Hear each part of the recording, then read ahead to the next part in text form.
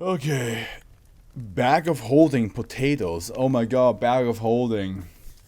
That's a D&D thing. I wonder if this is gonna be in that similar case. Oh, that's very well. Hold on. Okay, it's not short.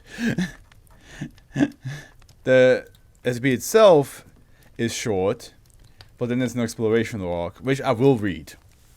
That's part of the SCP. I will read it. Safe. SCP-1689 is currently under restricted access in area medium. Gotta be one of the SCPs of all the time. Wait, of all, like one of the best, or one of your favorites. It's currently under restricted access in area blank. Says fact storage compartment. SCP-1689 is to be stored tight shut with its mouth facing upward at all times. Access is limited to level 3 personnel with the exception of site cooking staff. Exploratory access to -A requires approval from a level 4 personnel. Our expedition must be documented with a complete manifest of equipment and staff to enter. Enzymatic compounds 13 has been developed to aid in exploration of -A. Proposal to establish a mobile site in -A are currently under review. SCP-1689 is a burlap bag of potatoes in its stable state. SCP-1689 weighs 40 to 50 kilograms and contains approximately 200 common agricultural potatoes. Tubers of Solanum tuberosum. SCP-1689 is made of brown, roughly woven jute.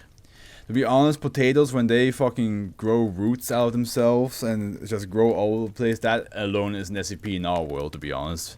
Just shit looks creepy as hell. The interior of SCP-1689 is vastly larger than its exterior, and is designated -A. -A is a large extra-dimensional space of undetermined volume, measured to be at least 10,000 meter cubed, but believed to be much greater. Completely filled with potatoes. It's just there's so much potatoes. Exploration. Yeah, that's how the bag of holding works. Like, you can just stuff whatever the fuck you want in it. Exploration of -A is largely incomplete due to the high degree of obstruction. For more information, please see Addendum 2. Exploration log I. When portions of -A are empty, nearby potatoes experience an abnormal form of growth characterized by tumor-like bulges emerging and eventually splitting into fully sized, independent potatoes. Oh god, they're duplicating themselves. They're reproducing. The rate of growth is roughly exponential with a doubling period of approximately 2 hours. This effect also applies to normal potatoes introduced to SCP-1689, as well as similar edible tubers or roots such as yams and sweet potatoes. Although none have been found to occur within SCP-1689 naturally. Addendum 1. SCP-1689 was recovered from Kirsovo, a small village of approximately 200 people in northern Siberia. A Russian official reported on the 2nd June 2010 that Kirsovo had made no outside contact in 4 decades and had no surrounding farmland. The reports were confiscated and investigated by the Foundation, at which point it was discovered that the village had been using SCP-1689 as a sole food source for well over a century. Yeah, I mean, you got endless potatoes. As a result, the villagers were suffering from extreme calcium and iron deficiency. Oh, that might be a problem. No one in the village was able to recall how they had come into possession of SCP-1689, only that it had been there since before the Reds, and that it was a gift from working hard. SCP-1689 was subsequently transported to area its current location. Addendum 2. Currently, only one fully equipped expedition into -A has taken place. Authorized personnel may view the mission log of Captain Cameron Wells, and here we go. Imagine mass fast food companies getting their hands on that. Don't give them ideas, bro. The amount of free taters, they would lose their shit. They'll be like, oh, the profit.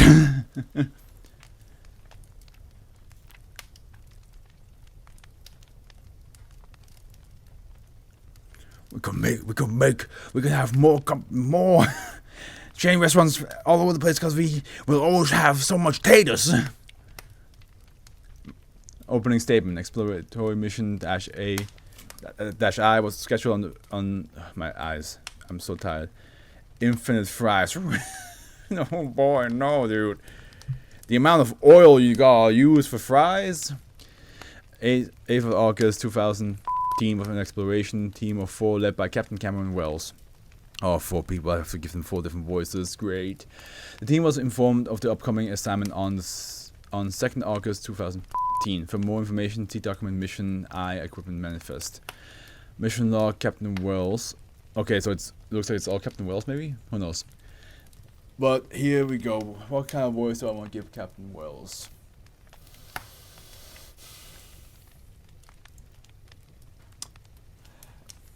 They told me today I was going to be leading Frederick, Colin, and Xander into a sack of potatoes.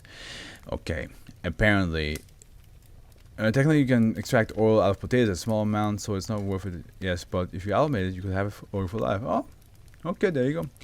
Okay, apparently it's big on the inside, or it's pocket dimensional, or it's portal, or something, to somewhere full of potatoes. At this point, nothing surprises me. Oh, and it is supposed to be an official log, so I'm supposed to call them Agents Muriel, Ozels, and Peterson, but no one checks these, so I fucking won't. My name is Morgan Freeman, and I do whatever the fuck I want. Mission log, Captain Wells, day -1. Day -1, they gave us the rest of our gear and got us ready for tomorrow. The plan is to be in there by noon. Labs produce this really cool liquid for us to use. It's some kind of acid or enzyme that dissolves the potatoes into a starchy paste. It mostly drains away, but then some of it sort of hardens to make this nice tunnel sealing. It's actually scary how fast it works, and we have to wear skin protection so it doesn't get on us.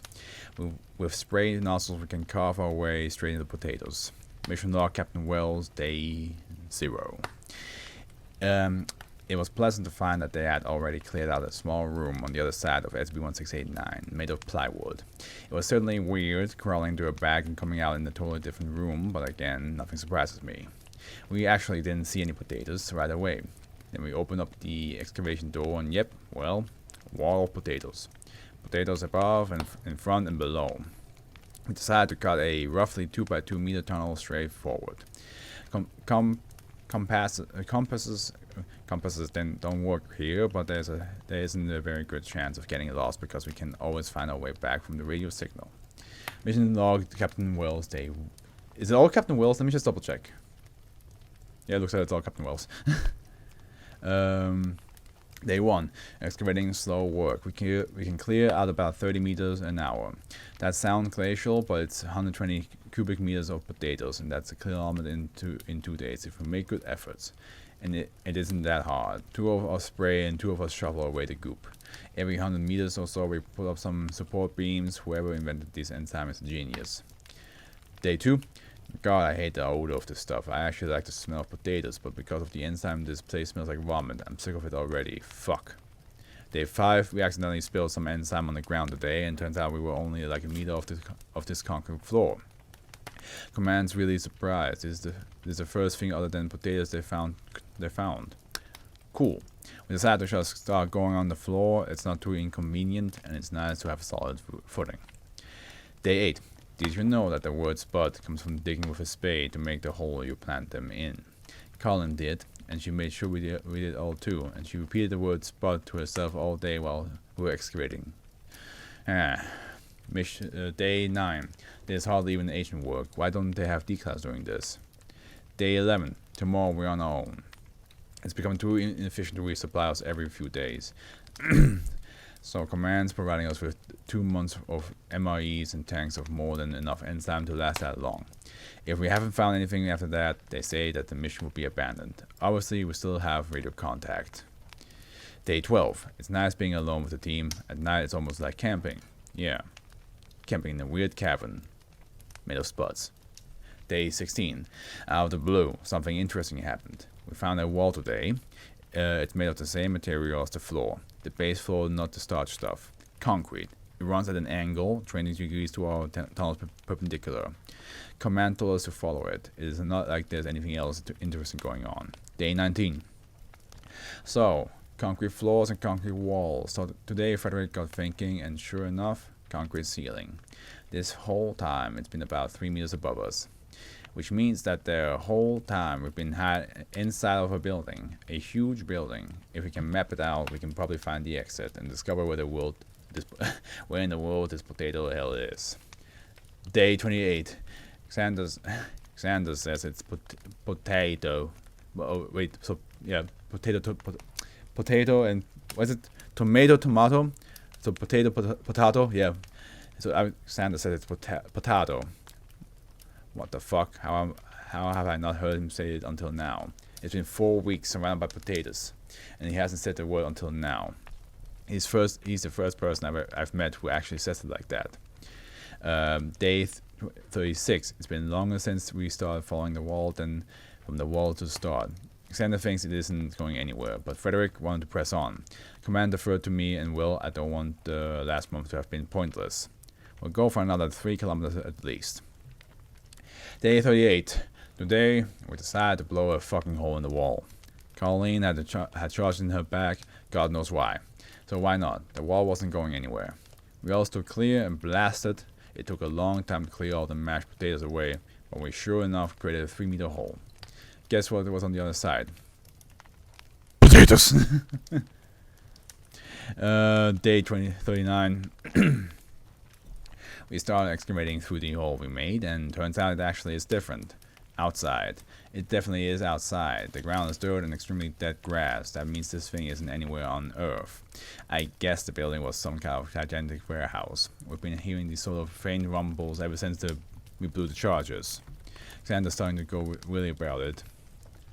But as far as we can tell, nothing happened. Nothing happened, you say, huh? Through the fire and the flames is happening right now. So something's definitely coming towards your way. Day 43. How high up do these potatoes go? If we're outside and there's no vertical clearance, so does it go all the way up into the atmosphere? Is this whole universe filled with potatoes? It's so weird thinking we're outside. It doesn't feel any different from being inside the building. It's like we're on the ground. Well, I guess we are. It's just the ground is made of potatoes. Day 44. We found an actual tree. A dead one, surrounded by potatoes, but a tree rooted into the ground nonetheless. We had to be careful about it because the enzyme chews it up, but we managed to fully uncover it. Its branches were sort of weird, splitting at these perfectly 30-degree angles, but overall it looked pretty normal. The lab had me collected a bog sample. It totally made the outside fact real. What is this place? Day 48. Xander was worried about the rumbles we've been hearing, so he turned back to look. Turns out about 100 meters of our tunnel is caved in. Folk. Command didn't know either. They said they started digging us out from the other side, and that it was my choice if I wanted to keep excavating. Frederick and Colleen want to continue, so continue we do. Listening to Xander complain, I didn't sign up for this shit. Yeah, no shit. The Foundation didn't exactly know you were going into the realm of taters when they recruited you. It's not the kind of thing you put in the fine print just in case. I'm willing to do any mission, by any means necessary. Unless it's a dimension full of potatoes, then count me out. Day 51. How many days are there? Oh, we're almost done. Day 51. We keep finding more weird shit. Frederick uncovered this twisted bicycle and got super psyched about it. I knew there had to be a human here before because of the building, but it didn't really occur to me until I saw the bicycle. Jesus. Mission log. Oh, yeah. Day 55. Fuck. I'm an awful captain. There was another big rumble today, a huge cave-in. We nearly got crushed, but somehow we all managed to take a safe refugee under the tree branches. This time we lost contact with command. We can still detect some faint radio transmissions, but it's too staticky for correspondence. Obviously, I made the call to turn back, but we have no idea how bad it is. It could take weeks to get out. Fuck, I should have turned back. Yeah, Alexander was like, hey man, this shit ain't safe. Day 62. Frederick told us today that we should have brought an Irishman. I told him that he was an asshole. He was chuckling about it all day long. What an absolute prick. Day 65. We ran out of food rations today. Xander freaked out and started saying we were going to starve until I told him he was a fucking idiot. Yeah, you're surrounded by potatoes, man. You're not going to starve. Day 67. We should have brought the goddamn spice kit. Colleen actually had cooking equipment in her pack. God knows why.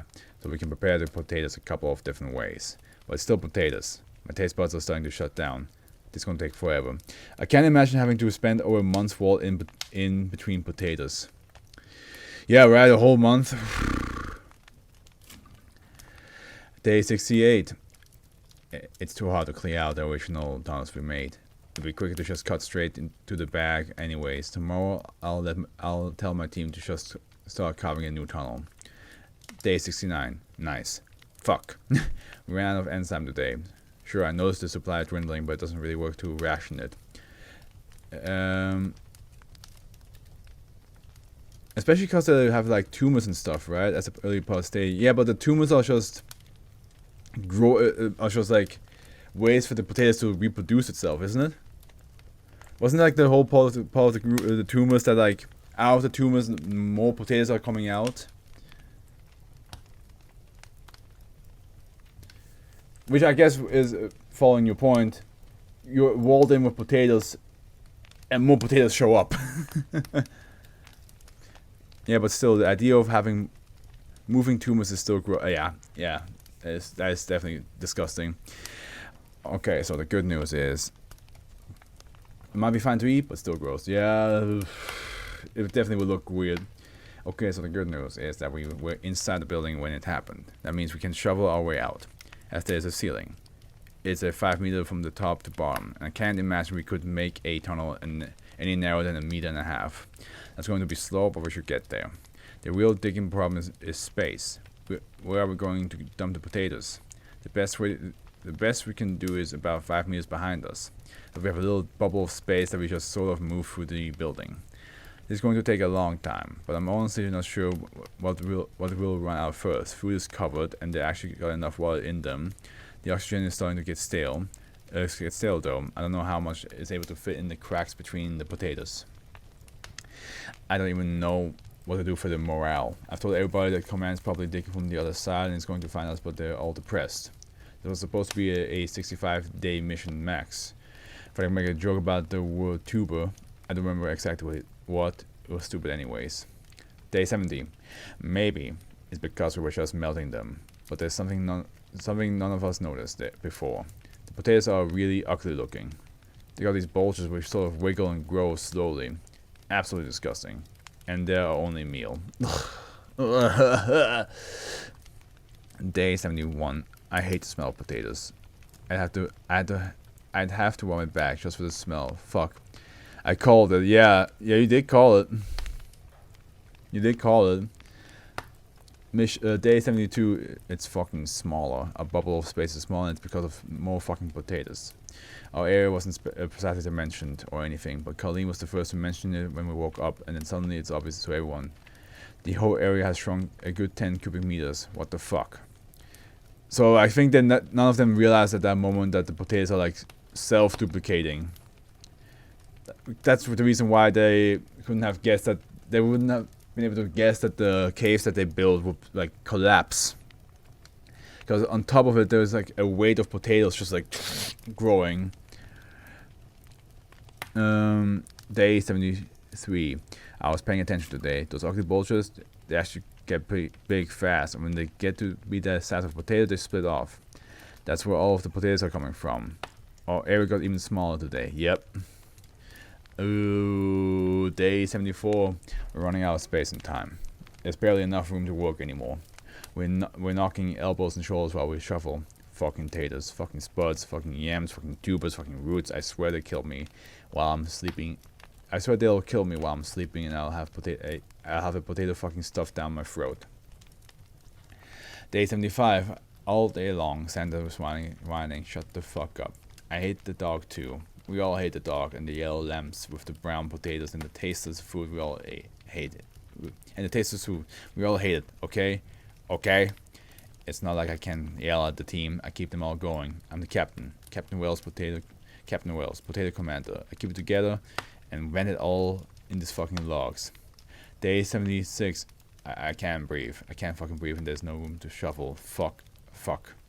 Day 78, I feel like I'm breathing inside someone else's lungs. Wells, who's already exhaled, so there's nothing but carbon dioxide.